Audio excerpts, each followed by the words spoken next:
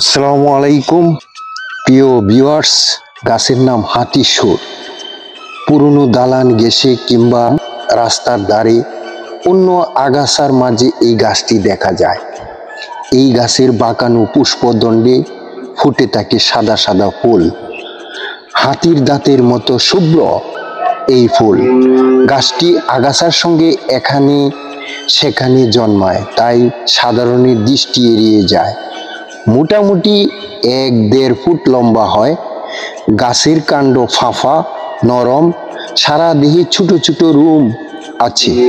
গাছের উপরের দিকে কাণ্ড চৌকো, নিচের দিকে অপেক্ষাকৃত গোলাকার সংস্কৃতি।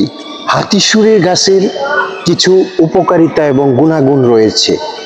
বিষাক্ত কোনো পোকা কামড়ে শরীরে কোনো স্থান ফুলে গেলে এবং সেই স্থান জ্বালাপোড়া হলে এই উদ্ভিদের পাতা বেটে এর রস লাগালে উপকার পাওয়া যায়।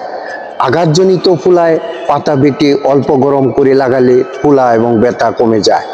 ঠান্ডা লেগে হাতে পায়ে ঘাট ফুলে গেলে বা ভাগি ফোলা অর্থাৎ উরু ও তলপেটের মাঝখানে কুচকির ডান ও বাম দিকে যে কোনো দিক ফুলে গেলে এই গাছের পাতা বেটে হালকা গরম করে আক্রান্ত জায়গায় লাগালে ফোলা ও ব্যথা কমে যায়। দেহে ছত্রাকজনিত আক্রমণে লাল চাকা চাকা দাগ নিরাময়ে এর পাতার রস ব্যবহার করা যায়।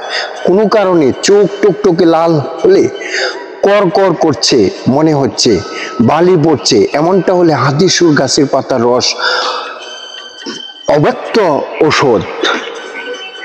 সর্দি লাগলে এই হাতিসুরের পাতা ছেঁচে 2 চামচ পরিমাণ রস খেলে সর্দি ভালো হবে।